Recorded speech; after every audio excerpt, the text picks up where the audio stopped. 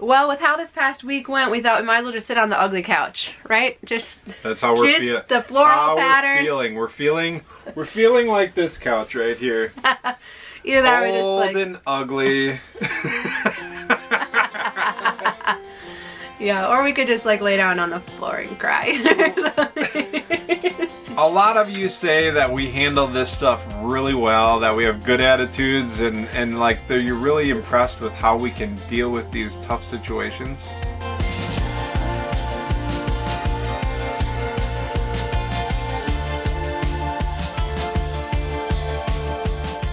Dawn has a rosy look on life. Any situation comes across, Dawn can look at it and go, well, it's a good thing. As bad as it is, she can see the light always. It's my dad's fault. Actually is. It's your fault, Mark. It was always like when we were growing up, I mean, we grew up on a farm, right? So things go wrong on a daily basis on a farm. And so my dad, it was always like, he loves solving puzzles. And so he would never dwell on what went wrong. Like we just got a tractor stuck in the middle of the field or something broke. It was just always like, okay, what's the solution? It was always problem, and then it was right to brainstorming solutions. He never gets mad about anything. He never ever gets mad about anything. It's like, if you can't control it, like if you can't control your truck breaking down on the side of the road, then why get PO'd about it? Or he'll be like, well, yeah, if you, like, I mean, you probably shouldn't have done whatever it is you did that got you there. But that's all he'll do. Just be like, nah, maybe we shouldn't have done that. But you learned from it, right? Yeah. Like, you're not going to do it again, right? Like, you learned, okay, like, here we go. And so... Whereas my side... I apologize if you're watching, Mom or Dad. It was to get mad about everything and yell about everything. Why does this happen to us? Why does this happen to us? Kind of thing. So I have not been doing very well. Do you guys notice, like, I have receding hairline here and I'm balding in the back? I think that is part of my hair loss. So what was so funny is, like we told you last week, we spent the first week, my parents were on vacation with us, which was fun. We had a great time. And so literally last Friday we were, they had to leave to go back home. They were only with us the first week. And we're like, okay, we're gonna start heading west towards Big Bend. So we had literally just parted ways like an hour before. 1 hour. Like the optimism was going north, right? And it was optimism was going north. And then it was like, okay, let's test your guys' resolve here. So we have a map here. We'll show you. Oh, so here we were in Corpus Christi, and so we headed up towards Three Rivers, and that's where my parents started going north, and we were going to continue west. What we did not know, yeah, go west, young man. What we did not know was that we were embarking on an 85-mile stretch on our way to Cotulla, where there was nothing. I mean, up until this point, we had traveled through all the populated areas of Texas. No, right. Mostly. Kansas was the most desolate we had hit, which they have gas stations in the freeways, so that wasn't a... Yeah. And so we were on this like 85-mile stretch of road. We didn't know, no gas stations, no houses, like just two-lane road. Oil fields that are gated off and fenced off. That's all you see either side of the road, oil fields. So two-lane road, incredibly bumpy, and the speed limit is 75, and so people are just flying on it. Semis, work trucks, like just flying. So we get halfway down that stretch of road, and what happened? The transmission cooler, so if you go over to Trucks and Tractors, there's a guy on that channel. He put a transmission cooler in his truck. The transmission cooler, the line popped off. Yeah, so you put the transmission, an aftermarket transmission cooler on to protect the transmission. To protect it, not to break it, to protect it. So all of a sudden, we're just driving and Tom's like, the transmission's slipping, and he pulls over. We found like a driveway approach, so the safest place we could find on a road with no shoulders. So Tom pulls over right away in the safest place we can find. Unbeknownst to us, there was an RV following us, and they were from Minnesota. And so luckily they pulled over right away as well to make sure that everything was okay. And so the whole side of the truck and the camper was coated with transmission. Like coated, like it was running down the side of the truck.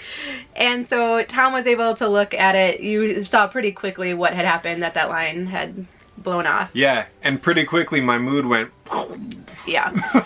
And so the other thing about this road with nothing on it was that the cell phone service was not great. So we tried calling our like Good Sam membership for roadside assistance. A couple that stopped, they're like, okay, let us try calling AAA. Well, we kept getting disconnected. So we were 37 miles from Cotulla, which was the next town. And so finally, after like an hour of trying to figure out what we could do, the couple was like, we can go up ahead to Cotulla, get the transmission fluid that you need, and bring it back. And we didn't want to be in the camper because of the traffic. Right, if somebody by. ran into the camper, no, yeah. So we like got the kids out, so we're just like on the side of the road off as far as we could get a fairway off in that driveway we're at. At least we have brownies, huh?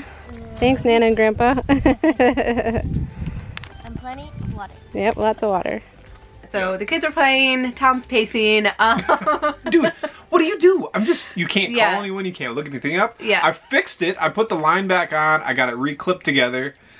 Yeah. But, I mean, what do you do? So finally, after about 3 hours, like, that we had been on the side of the road, then the couple got back, they had the transmission fluid. Luckily, you put it back in, and the truck was running, it was shifting fine. So how many quarts did you have to put in? 6. Okay. I put 6 quarts in. I was on uneven ground. We're gonna head up to the next town, which is about 35 miles away. I'll check it again and make sure the levels are good on the transmission. I have 4 more quarts now, so I wanted extra. I didn't want to be short. So that was awesome that they did all that. And so when we left Corpus Christi that day, our intention, our end destination was Big Bend National Park, but we knew that's about 500 miles, so we were just gonna go to Del Rio and planned on spending the night there. So at this point now, it was like 6 o'clock at night, so we're like, okay, we spent the night in Cotulla, and then we'll go to Big Bend the next day. So spent the night, got up, truck was running fine, and so we were headed towards Alpine, which was north of Big Bend, and then we were going to turn there and start heading south to our campground that we had rented for the night. Which, when you get to that part of Texas, you're in the mountains. Yeah, very So, hilly. like, all day long, we were kind of like in and out of like little mountains. Not huge, little mountains in and out, hilly, windy. Long inclines. Long inclines, which I've been in tow haul mode and had been being easy on the truck. But it seemed like it was running fine and we were going to be fine. We knew at this point in the trip that the camper was pushing the limits of Tom's half-ton truck. Already talking about when we get home, we're probably going to need to change something. Which, again, Tom has no problem with. It's kind of like my thing. So he's already like looking at trucks on his phone and everything. Anyways, so we get to Alpine. We have about 80 more miles to go to get down to our campground right outside of Big Bend National Park. And we are leaving Alpine going up this hill, and Tom's like, the transmission is slipping. I was going really slow and I felt a slip and I hit the shoulder immediately and stopped. I was like, we're not gonna make it. Yeah. Like, we're not. We had like, what do we have, like 50, 60 miles to get to our campground that we reserved that night. Yeah. And I was like, no way. No way, dude. We're not gonna make it. And we knew continuing to drive towards Big Bend, we were going even further from civilization. And that it was gonna get hillier. Yeah. So that... And at this point too, it was like 4 or 5 in the afternoon. On a Saturday. Yeah. And so Tom pulls over to the side of the road. I'm looking on my map. I'm like, there's a campground 1 mile up. It's called La Vista. And so hopefully it has like a nice view. And so if we have to be stranded somewhere, let's pull in there. Hopefully they have vacancy. So we pulled in there and got set up for the night and then tried to figure out what are we going to do? And the next day we sought out to find a transmission shop that can repair, or not repair, rebuild the transmission. So unfortunately Sunday nothing was opened, so we were kind of just stranded there. I mean, it was a nice campground, so that was good, but the kids at this point in the trip, all that the kids wanted to do was have a campfire and hike. That was like, that's what they like had in their head that camping was.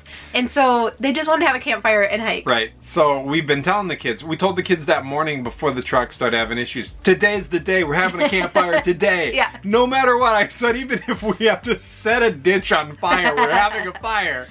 So we get to the campground and there's a big notice that says burning ban. And so no campfires. And you look around and you're like, yeah, no, we don't want to be the ones to start like a brush fire in all of this. So we're like, no, we're not even gonna like rebel have like a camp. So all day Sunday, we can't drive anywhere. Big Bend was where we're hoping to get. We're like so close yet so far away because we don't want to drive the truck. We're like, well, let's rent a car. Nothing was open. So we were stuck there. So then right away, Monday morning, we went up. We were able to drive the truck if the camper wasn't hooked up. It would shift okay. In Alpine where we were, they couldn't touch it for 2 weeks. So we go up to Fort Stockton, which was about an hour away. Same story. So we're looking at the map, we're like, okay, if we go up to Odessa, which was another hour and a half northeast, then there's like 4 or 5 tranny shops there. Lots of options. So Tom starts calling them. They were all a week and a half to 2+ weeks out, except one shop. Said he can do it in 2 days. I was like, what? All right. So we dropped it off around noon on Monday. We went and rented a van. Yep.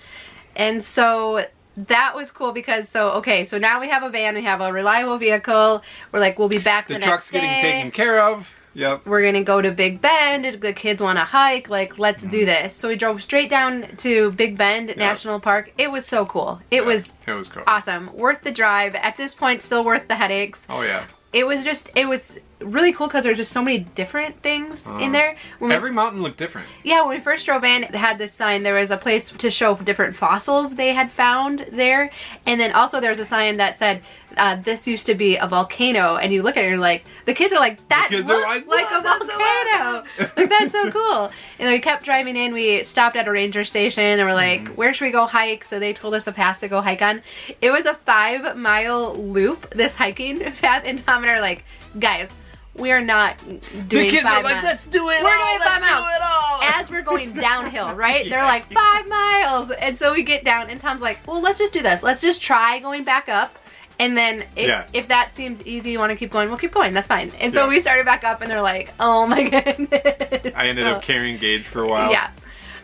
So we got to hike. We had like a picnic in the park, which was really fun. Yes. And then driving back out of there, back towards our campground. Awesome. Yeah. Really cool. So we just saw lots of cool things. It was, there were sights that were breathtaking. It was so cool. The video never does it justice. That's the thing. Like, we're taking pictures and video of all this stuff, and then you look at it and you're like, that's not how cool it looks. Not even close. Like, so trust that if you go there, it's 3 times cooler in person as what we're showing you. Tom tried to take the drone up, but you couldn't even get above the mountains without losing connection. Like, you so my drone has to run off of GPS. It's not one of the higher end models that have radio signal. Those you can do better.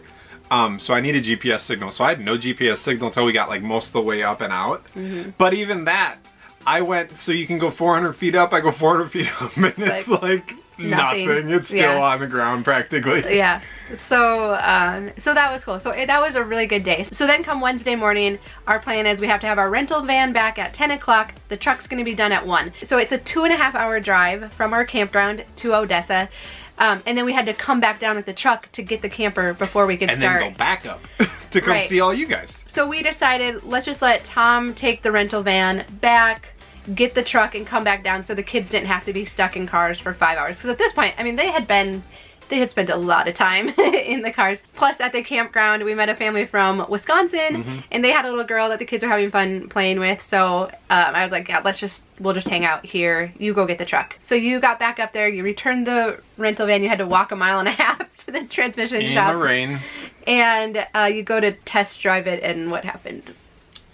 I go to test drive it with him. It wouldn't shift out of first gear. Not at all. Through a check engine light right away, it wouldn't shift one bit. So we drive back. And then what did he find? He goes over, so this Wednesday was a rough day for me. Dawn was in like Pleasantville. He goes over to where he rebuilt the transmission at, and he's like, oh, there's still some parts in that rebuild kit I forgot to put back in. I was like, excuse me? Yeah, I have to take the transmission back out. I was like, are you kidding me? Oh yeah, it's a couple hours. Like, so Tom sat there all afternoon, and then soaking wet. Yeah. He comes out back to me again. I'm sitting in his waiting room all day, and he says, yeah, you're gonna want to get a rental car. I said, what happened now? Yeah, it's not communicating. It explains it all. We got to take it back out. I was like, oh my gosh. So this was Wednesday evening. So it wouldn't normally have been that big a deal. We had time, except that we had been planning meetups. We were supposed to be in Fort Worth on Wednesday, ended up canceling that. We're supposed to be in Oklahoma City on Thursday morning, so we're starting to push stuff back. But also, all of the campgrounds around there are full from Thursday on because it's heading into spring break season. And so we also did not have a camp spot, and we were not able to move our camper without having a truck to move it. And so the gal at the campground was very kind, but she was just like, okay, are you guys gonna be out tomorrow? Or are you gonna be out tomorrow? You guys gotta leave. And so it's Wednesday night. He says he's gonna work on it into the evening. And that it would be ready right away. Come back right away right away the next morning, and it'll be ready. I rented another rental vehicle. It says, call me when it's done. So he called, then yeah, I think it was around 10:30. Yep. Said it's done. So we're like, okay. So here we go again. We're trying to like calculate, like, okay, Tom has to drive. He has to return the car, drive 2.5 hours up there, 2.5 hours, we'll test drive it, take care of all that, drive 2.5 hours back to the campground, hook up, and then we have to be in Oklahoma City at 10 o'clock on Friday morning. Yeah. Like, I'm like, we can't push this back any further. We pulled out of the campground at 5:30 on Thursday afternoon and ended up driving through most of the night. Right. So, and then we drove till then we had 10 hours to go to get to 12:30 at night, 1 o'clock in the morning. Yeah, so then we just pulled off at a Dollar General parking lot and slept for a few hours in the camper. Everybody piled in the camper and we went to sleep. And then 4 took off. a.m. So, but we got to Oklahoma City on time. So much fun meeting up with some of you there. I know it's a very small fraction that we actually got to meet at our meetups. We went to Kansas City then the next day in Des Moines. It was so fun. And we are planning to do more. We are going to go back to Texas and do more since we had to cancel. We're going to have a successful Texas trip. Yeah, we will be back. We still love Texas. It was really fun though to see those who were able to come out. Super fun. So, yeah, it didn't really go how we had planned the second week. I think the biggest bummer was that the campground was really nice that we were at, but we'd have just loved to spend more time getting to travel around and explore more. The kids would have loved to do more hiking, and so that was kind of a bummer. But it did have like a really nice bathhouse with a kitchen and living area, so the kids and I were able to go in there and spend time in there and not be stuck in the camper the whole time. So that was the second half of our trip. I still think the camper is incredibly awesome. I think it's so cool. Even being stuck in here with the kids for like 4 extra days, it was awesome. It's big enough. It has everything we need. The kids love it. And so we just have to get the truck situation figured out, and I hope we do a lot more camping. I think Tom's warming up to it a little bit more. Okay, so the truck stuff. So I'm more concerned about the truck stuff than anything. I have already done some things to convert it into 3/4 ton. I have a few more things up my sleeve that we're gonna do to it that are like some big changes, and I think that truck will handle anything I throw at it. So that'll be coming up on Tom's channel. Also, I mentioned last week, or we mentioned that him and my dad went to an auction while we were down there. Somebody bought something. Somebody bought something, and then they had to get that something home without, my mom was not gonna drive it, or drive separate. And Dawn wasn't gonna drive. So anyways, you can stop over to Tom's channel, put a link down below to see how they decided to get it home. But what's coming up? So we do have a few projects to finish I want to make this in the camper.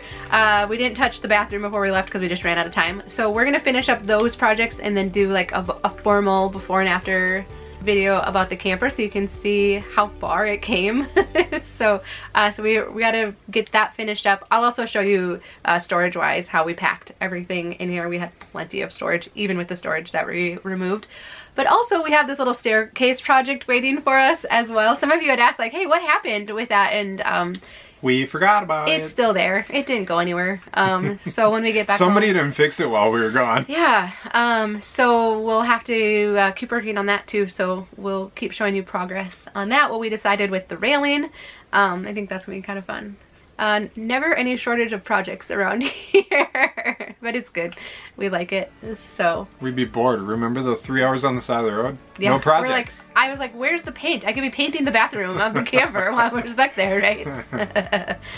All right. Well, yeah, we hope your vehicles are running well, and I'd love to know if you have any stories like this. Like, I mean, unfortunately, it is the things that go wrong generally on trips that do stick with you. I'll never forget, we pulled over, so again, my parents pick up camper. We pulled over at a rest stop. I went in the back of the camper to get some things out. You'll never forget, I hope not. My dad thought everyone was back in the truck and started driving away. And so here I am, I'm like, Dad! And so luckily he looked in the rear view mirror and realized saw there was a little girl on the that side I of the road. was still there. So then they came back. But like I have not been able to live that story down now, right? And my dad's like, I'll never forget the look on your face. I'm like, well, yeah, I thought it was being left behind at a rest stop. Like before cell phones. Like it wasn't like I was just like, hey, Dad, can you come back and get me? Quick, she's out, go, go, go. So it's always those things that stick with you, right? So I'd love to hear any stories that you have down below too. And I hope we're making camping look attractive because it really has been awesome. And yeah, super attractive. Despite, it's really cheap too. So if you're cheap and you're looking for Yeah. a cheap way, well, it's funny because everyone was like worried about us about the camper. The camper gave us no problem. The camper was stupid great. truck. It was the truck. We thought actually, it was fine. that guy on Trucks and Tractors that worked Yeah. on it. It was his fault, I think, is really the case. And we had, for those who asked, we had just got the truck like a month and a half before, 2 months before. I don't know. Couple months. It was a before. used truck. It has like 100,000 miles. So that's for us. That is like a new like vehicle. super old. That's like a So we're brand like, new vehicle. We're not gonna have any problems with the truck. Like no. So anyways, so yeah. Don't worry though. I talked to that guy, and he's not going to work on anything anymore. So Yeah, right. I fired him. Yeah. All right. Well, we hope you have a really great weekend. We love you, and we will visit with you again soon. Bye bye.